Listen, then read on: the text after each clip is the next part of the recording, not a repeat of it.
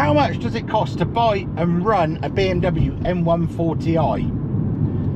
Now that's kind of a loaded question, because I do appreciate that everybody's circumstances are different. There'll be a lot of variances in that between insurance, the service partners that you use also charge different amounts. However, so this is based on me. So I'm 43, I'm an old man, and as such I probably benefit a little bit more.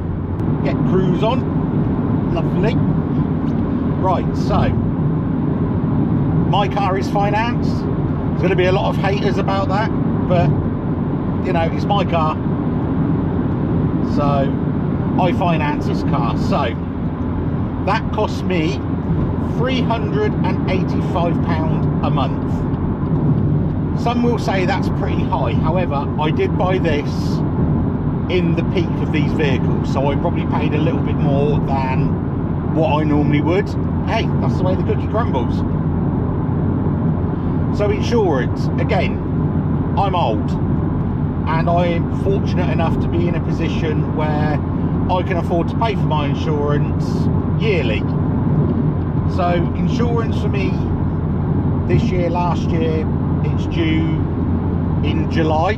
So far this year I've paid £556.81. So if I break that down into monthly payments for me, that works out at roughly 46 quid a month.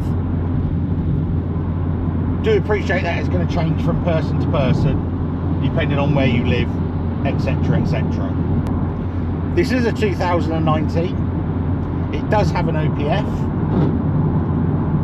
and because of that, tax for this a year, again, I find myself in a fortunate enough position that I could afford to do this, is £190. Although if I was to do it monthly based on that, it would cost me £15.83.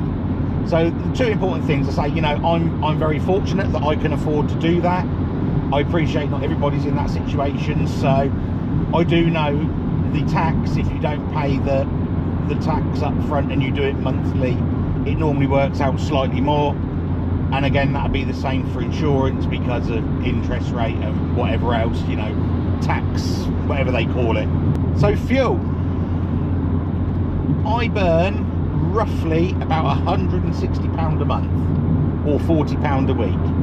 That is an average. Sometimes it's more because I have to use my car for work, so if I have to travel to different places, that costs me more. And sometimes if I'm not doing as much, it costs me less. So as an average, £40 a week, £160 a month. Servicing, so that's a really difficult one, because again, it varies from dealer to dealer. So I use Dick Lovett in Hungerford, big shout out to them. They've been really, really good to me. They found me this car. I say they found me this car, I happened to be looking, and by chance I happened to go into Dick Lovett, and they said, oh, funnily enough, we've just had one coming on a part exchange. It hadn't even been prepped, it had just literally been dropped off and handed over. You know, that was a purely by chance thing. So as it turns out, I ended up buying it. So major service is a difficult one, so or servicing in general, because there's so many variables. So I thought if I work on the assumption of a major service, which I think is every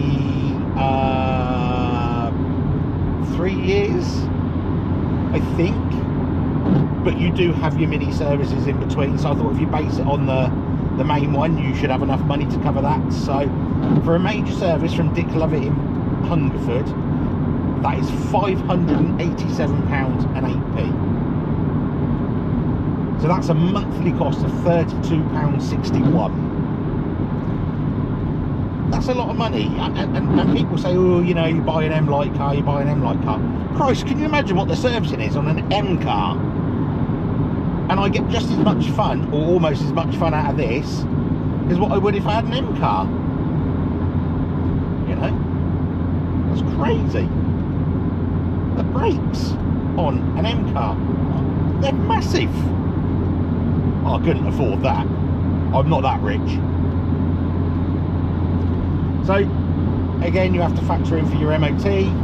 That's where I'm going today. I'm taking the BMW for an MOT, and that is a standard cost, I believe, which is £54.85, and that works out at, hang on, let me look at my thing, £4.57. So then we have tyres. So I've owned this car coming up to 2 years. It had 22,000 miles on it when I brought it, so it wasn't particularly high mileage, and I've had to replace a set of front tyres on this so far. So I can tell you that the cost of those front tyres were £241.94 for the pair. So based on that, that's £20.16 a month. Now that's basing it on changing tyres every year. Let's be realistic, unless you are some type of psychopath, you are not going to be changing tyres every year, are you? Unless you're going to be making the rear end smoke and be skidding around every single corner, and even Christ knows, unless you didn't do your tracking, how the hell would you burn through, you know, 8 or 9 millimeters of tread a year? Not possible.